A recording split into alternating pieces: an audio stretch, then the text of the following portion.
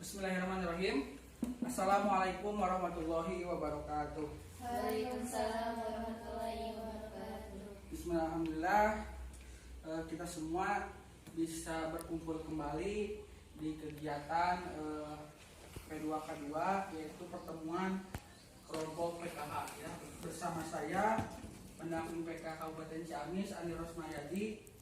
Untuk itu kita akan melanjutkan materi tentang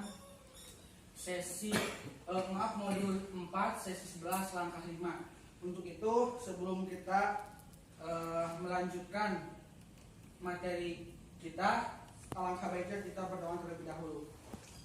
Berdoa, kita mulai.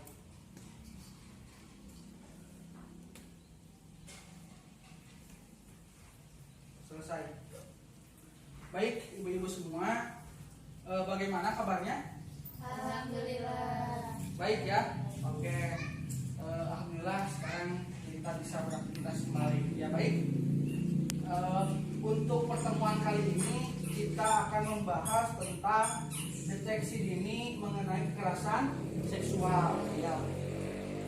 Jadi Bapak akan membagikan berupa potongan kertas ya nanti, berupa potongan kertas, yaitu tentang gejala-gejala anak yang mengalami kekerasan seksual.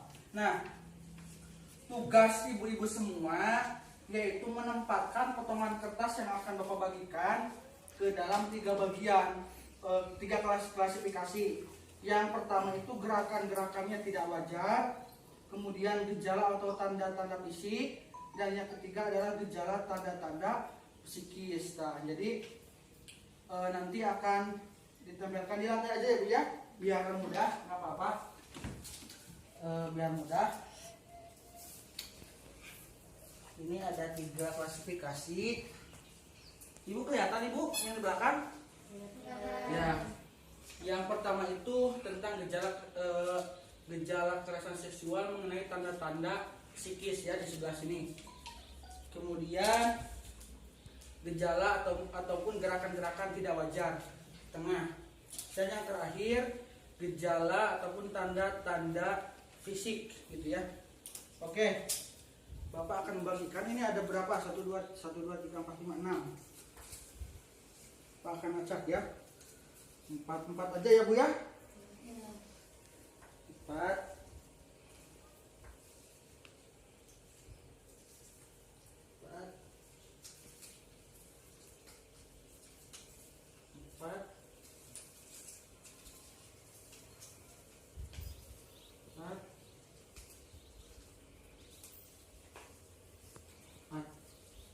Nah, bisa dilihat terlebih dahulu untuk potongan kertasnya. Nah, itu merupakan beberapa gejala-gejala tentang deteksi dini kekerasan seksual gitu ya. Maka dari itu nanti akan dikasih waktu, silahkan pilih yang dipegang oleh ibu-ibu itu termasuk ke gejala yang mana, yang antara 3 ini ya gitu. Baik, bisa dimulai dari sekarang, silakan. Bisa ditelah terlebih dahulu.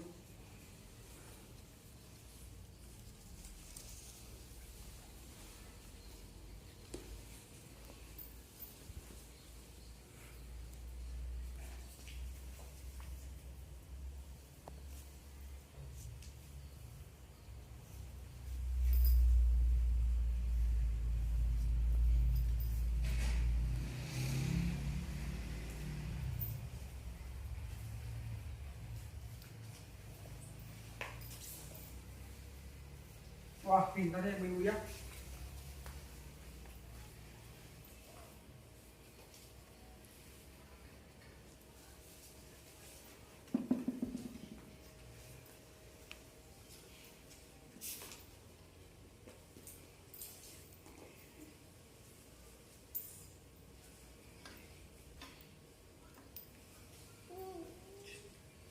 Sudah Ibu? Sudah semua? Oke, baik. Bapak minta 1 orang silakan ke depan untuk membacakan yang tadi yang dipegang. Silakan, siapa? Ibu Emeh silakan ke depan. Bisa. Nanti tadi yang dipegang itu yang mana saja bisa dibacakan dan gejalanya itu termasuk yang mana? Iya. Masih ingat? Iya, silakan. Yang pertama, gejala atau tanda-tanda psikis, Ya. yaitu mengeluh tapi tidak bisa jelaskan alasan-alasannya, seperti mules atau pusing. Ya, tunggu dulu. Baik, yaitu mengenai apa? Mengeluh ya. Tidak bisa apa? Tidak bisa jelaskan alasannya ataupun mulas ataupun pusing. Itu termasuk benar apakah gejala psikis? Betul, Bu Ibu? Betul atau tidak? Betul. Hah? Betul? Betul. Oke, betul. Tepuk tangan untuk Ibu Emeh. Oke. Terima kasih Ibu Emeh, bisa ke belakang. Satu lagi silakan. Tadi yang lainnya. Siapa yang akan ke depan? Silakan, masih ingat? Ibu Cici? Silakan.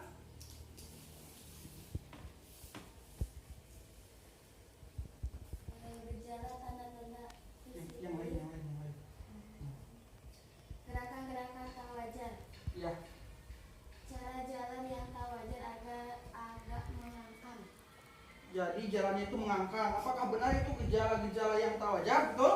Betul. Betul, ya. Tepuk tangan untuk Ibu Cici. Ya. Satu lagi. Ada? Ibu Jennifer? Barangkali? Silakan. Ya.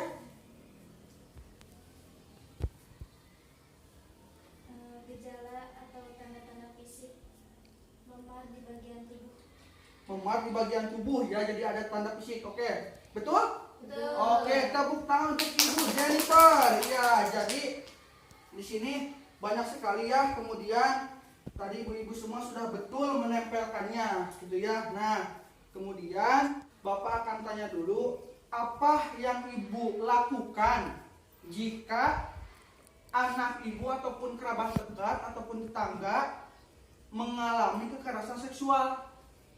Apa yang Ibu lakukan? Salah satunya dengan menasihati, misalnya orang tua itu melakukan kekerasan pada anaknya, maka kita sebagai tetangganya harus Iya. bisa menasihati ibu tersebut Menasihati agar tidak melakukan kekerasan. tidak melakukan kekerasan. Oke, berarti memposisikan ibu itu sebagai tetangganya, gitu ya. Oke, satu orang lagi. Apabila itu terjadi pada anak ibu, tapi nauzubillah ibu ya, ini diumpamakan ibu ya. Silakan. Apa yang ibu lakukan? Silakan Bu Cici, bagus nih ya. Melaporkannya kepada hak yang wajib. Melaporkan kepada hak yang berwajib. Oke, jadi melaporkan si pelaku ya. Oke, ya. Oke. Cukup ya, bagus sekali untuk Ibu Emeh dan Ibu Cici. Tepuk hebat untuk mereka berdua. Tepuk hebat. Hebat, hebat, hebat, hebat, hebat. Oke, tepuk tangan sekali lagi. Nah, itu ya. Baik, selanjutnya kita akan membacakan mengenai deteksi ini kekerasan terhadap anak. Kelihatan Ibu yang di belakang? Kelihatan? Oke. Yang pertama itu tanda-tanda terjadi kekerasan seksual. Di sini ada beberapa ya. Jadi dilihat dari gerakan-gerakan tak wajar. Tadi salah satunya telah disebutkan bahwa kedua tangan ataupun dan kedua kaki menyimpul erat ya. Itu merupakan tanda-tanda dari kekerasan yang tidak wajar gitu ya, ataupun gerakan-gerakan. Kemudian kedua bahu terangkat sehingga menutupi leher. Ini gerakan refleks seseorang untuk melindungi tubuhnya. Oke. Kemudian kepala tertunduk ke dalam ya. Kemudian lutut tertekuk ke dalam dan tubuh menekuk. Mata berkedip-kedip, wajah pucat ya. Dan yang lainnya itu itu tanda-tanda gerakan-gerakan yang tidak wajar. Oke, yang selanjutnya mengenai gejala ataupun tanda-tanda fisik.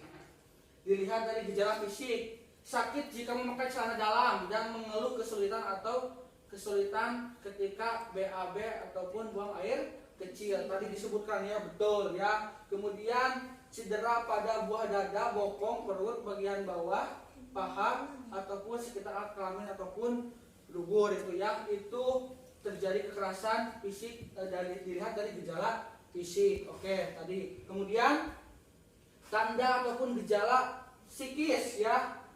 Salah satunya yaitu tadi disebutkan sulit tidur dan mimpi buruk diikuti mengigau gitu ya. Kemudian sulit berkonsentrasi dan sulit belajar sehingga tidak mampu menyelesaikan tugasnya gitu ya. Nah itu.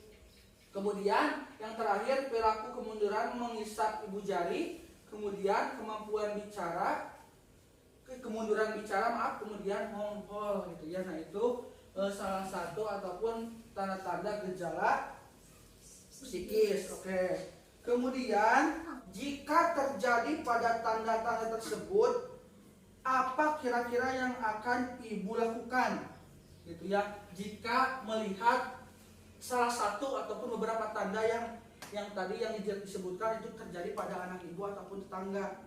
Apa yang kira-kira akan ibu lakukan? Bu Emeh? Kita harus bisa merangkul anak. Ya? Misalnya kita harus bisa merangkul anak tersebut, harus bisa kasih sayangnya, peluklah anak kita, jangan. Oke, jadi dipeluk ya, erat-erat gitu ya. Oke, tepuk tangan untuk Ibu Emeh. Ada lagi orang lagi silakan. Ya, Ibu Jennifer. Kita sebagai orang tua harus menjadi pendengar yang aktif untuk anak kita tentang cerita dia gimana dan memberikan pendapat. Oke, jadi kronologinya kita dengarkan ya. Kita jangan asal menuduh ataupun marah-marah gitu ya. Oke, betul ya. Tepuk tangan untuk Ibu Jennifer. Tepuk tangan. Baik, sikap dan perilaku orang tua jika anak mengalami gejala seksual yaitu tadi dua telah disebutkan. Kemudian yang selanjutnya itu tidak panik dan tidak marah ibu ya, gitu ya. Jangan panik ibu ya, dan jangan pula marah gitu ya. Kemudian mintalah pertolongan ataupun ahli lembaga yang lain supaya kita itu bisa apa ya istilahnya bisa pelong lah yang menceritakan kejadian seperti apa, kronologi seperti apa. Kemudian terakhir laporkan kepada pihak yang berwajib, tadi ya sudah dijelaskan sama Ibu Cici gitu ya. Nah itu ya tentang mengenai deteksi kekerasan seksual ya pada usia dini. Paham ibu-ibu semua?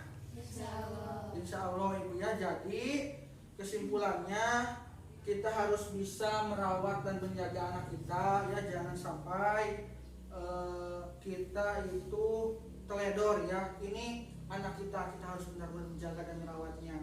Baik, itu saja yang dapat saya sampaikan. Mudah-mudahan bermanfaat ibu ya, gitu ya. Dan ini menambah wawasan bagi ibu semua, gitu ya. Baik, untuk dan sebelum ditutup, mari kita baca alhamdulillah bersama-sama. Alhamdulillahirabbil alamin. Terima kasih ibu-ibu semua. Kita bertemu kembali di pertemuan berikutnya. Assalamualaikum warahmatullahi wabarakatuh.